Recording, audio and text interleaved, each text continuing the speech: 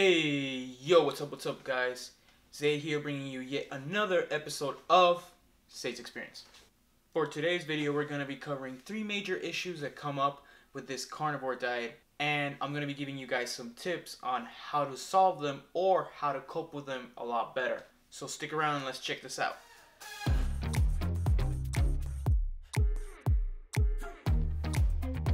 So first, let's start off with the issues. Keep in mind that all these have to do with the adaptation process.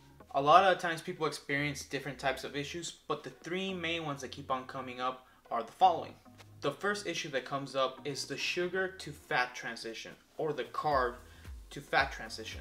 During this period, your body is switching from using sugar as energy or carbs and transitioning to using fats as energy. In order for this to happen, there's a lot of changes that have to happen in your body physically in order for that adaptation to take effect. A good analogy that I've been trying to come up with is basically if you're going to a plant where they make cars and all of a sudden all the parts have to be switched around to make airplanes. So obviously this switch doesn't happen overnight, as a lot of mechanisms have to change in order for this to happen. So in regards to humans, obviously this will take some time. How much time, you ask? It all depends from person to person. It mostly has to do with people's genetics and how metabolically flexible you are. A lot of other factors do come into play, but those are the 2 major ones. Another thing that's really commonly related to this is, remember that switch from sugar to fat transition is really hard for some people, because a lot of people equate it to the same as maybe leaving an addiction, because sugar is quite an addiction. And so you might witness some withdrawal symptoms during this period. And so this is a very common thing. Some people get extreme cravings for some periods of time. But remember guys, this is all for a small period of time, so just stick with it. So the second most common issue that goes along with this diet has to do with fluids and fluid retention. So during this period of time, your body loses a lot of weight. This initial weight is usually water weight. It's not uncommon for people to lose anywhere from 10 to even 15 pounds of just water weight within the initial first week to 2 of starting this diet. So what tends to happen is, since you're not consuming a lot of carbs, your insulin levels start to drop, which causes your kidneys to release a lot more sodium. So a lot of people even experience dehydration during this period, headaches, some people feel fatigued, low energy, and again, this is just this whole adaptation period. And third is a hormonal thing that's happening underneath all of this diet. A lot of people have thyroid issues. Your thyroids have to adjust, as well as your cortisol levels. Obviously, these play a major role in how your body functions on the daily basis. And so it can wreak havoc in a lot of people's daily lives. For the thyroid side, it's usually T3 that gets affected the most, which is directly correlated to carb consumption. And cortisol is used throughout your entire body, and it's used for many things. And one of the major reasons why cortisol comes into play to this is because of the regulation it has of sugars as well as inflammation. Okay, so those are all the major issues put aside. The transitions from sugars to fats, or carbs to fats, your fluids have to level out throughout the entire carnivore process, and hormonal imbalances that are taking effect during this transitional period, such as T3 and cortisol levels. So great, now all the issues are there, but what do we do about them? How can we help? How can we make this process of going into a carnivore diet a lot smoother without suffering all these effects or minimizing them as much as we can?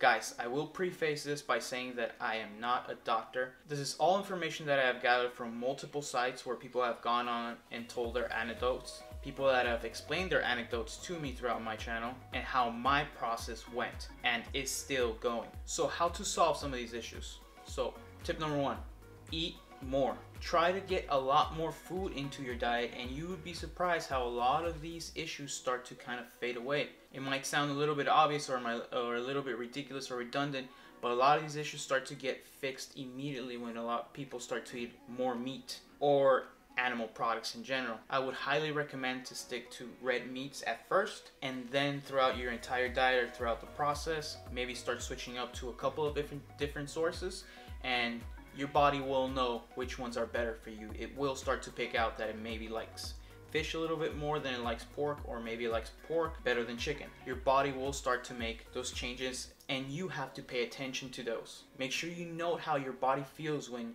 you do make these changes. And if you do make them for 2-3 days or something like that, or depending, a lot of times it depends upon our pockets. I totally understand that. But make sure you note the changes and how they are affecting your overall health, how they're affecting your mood, and how they're affecting your energy levels. So eat a lot more.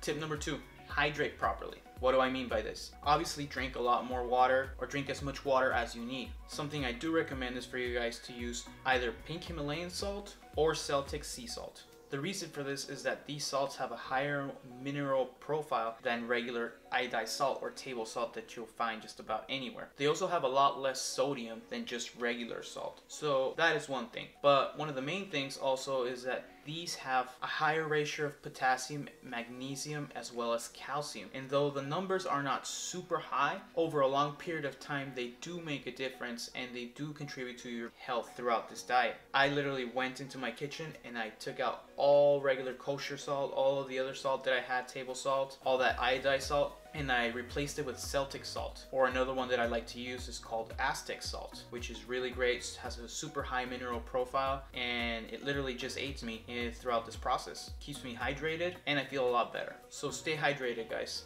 Now for tip number 3, it basically goes with tip number 2, which is try to replace your table salt with just either pink Himalayan salt, Celtic salt, or a salt that has a high mineral profile. Not only will this reduce the sodium that you're consuming, but it will obviously also give you a higher mineral profile, which is going to affect you quite a bit if you are not supplemented with anything else. Which leads me straight into tip number 4. Supplement if you need it. If you obviously feel a little sluggish, if you feel like you're not getting enough from your food, or you don't have a very varied diet, go ahead and take supplements. There's nothing wrong with taking supplements. Maybe you're feeling like your cognitive function isn't present all the time. Maybe you're not getting enough fats in. If you're not getting enough from your foods and you're trying as much as you can, maybe go ahead and get an omega supplement. There's many brands out there. You guys can go ahead and do the research and pick the one that's best suited for you. But go ahead and pick something that is quality, guys. Supplement with potassium. Maybe supplement with some magnesium citrate to help out with that sluggish fatigue. Or maybe you're cramping up at the gym during or after. This is usually due to a magnesium or a potassium deficiency. So make sure you guys note that if you guys are working out, and try to get a supplement that's going to help you out with that. So make sure you guys get all your bases covered with your food, but if it isn't enough at the end of the day, always take the supplement route. It never hurts. Now, tip number 5. If you guys are having gastrointestinal problems or GI problems, one of my recommendations, something that worked personally for me and that I kind of saw in a lot of the forums as I was going around, was maybe reduce the fat intake. A lot of people experience diarrhea throughout this diet, or feel a lot of discomfort on their intestines, and this usually has to do with the high amounts of fat intake that you're all of a sudden putting into your body. A lot of times people start eating ribeyes right away, start eating fattier cuts of meat, or all of a sudden just start like putting a bunch of cheese into their diet and a bunch of heavy whipping cream just because they can now. Stop for a quick second, take a step back, analyze if that is the issue, and the way you can go ahead and analyze is by maybe trying a couple of leaner cuts at the beginning, or if you do experience diarrhea, go ahead and try out these leaner cuts first. Give them a shot for a couple of days. And if you do find that things start to regulate a little bit more, then obviously your fat intake was really high and you have to lower it until your body gets used to it. So don't be afraid to cut some fat out of the diet, especially if you're having GI problems, guys. And tip number 6, which I think is one of the most important tips here, and that is to exercise. Remember, guys, you're going throughout this detox phase. Your body's basically learning new habits. It's changing all the normal mechanisms through which it used to function for a very long period of time. So you're basically detoxing throughout this period. Help your body detox all these toxins by going to the gym, maybe doing some exercise at home, doing a little bit more cardio, just moving around a little bit more. Get that blood pumping. Start breaking a little bit more of a sweat, and that will definitely make a difference, both mentally and physically. I have read throughout many forums that this usually helps to speed up the process of adapting to this carnivore diet, so don't quote me on this, but I feel like it definitely makes a difference. And here are some final thoughts on all this, guys. Major changes are happening throughout your entire body while on this diet, so be patient with it, guys. If you guys go ahead and do give this diet a shot, a true consistent shot, you will see results, guys. Just make sure you go ahead and you eat enough, you supplement, you follow some of the tips that I gave you guys, as well as obviously go ahead and do your own research. If you're having a very specific issues, there's a bunch of forums that you can go ahead and reach out to, and they can pretty much go ahead and help you out with as much as they can. Obviously, this is a newer diet, this is a fairly new diet, and there's very little science backing all this up. But as more and more people start to experience positive results, more people will start to take this diet into account and start to dismiss it as something of a new fad and realize we got to get some science to check out what's happening here. And it all starts with you guys. So go ahead and give this diet an honest shot, and I can assure you that you will see some positive results. There's a bunch of videos on YouTube you can go ahead and check out. There's a bunch of forums now. There's a bunch of websites. One famous case is Dr. Jordan Peterson, his daughter Michaela Peterson, Dr. Sean Baker, and a bunch of other people that are starting to see very positive results. I myself have found very positive results. I've lost over 12 pounds, and I believe I've gained about 6 pounds of muscle over the course of 70 days. And as I mentioned before in other videos, what's the worst that can happen? You go ahead and you give this a try for about 30 days, and if nothing goes well, if nothing really happens for you, nothing works out, then heck, you went ahead, you tried it, but it obviously didn't work out for you. It wasn't for you. Then go ahead, move on, and give something else a shot. But at least you'll now have the experience of saying, you know, I went ahead, I tried that carnivore diet out, and it just wasn't for me. But that is it for today, guys. Thanks for joining me in another episode of Say's Experience.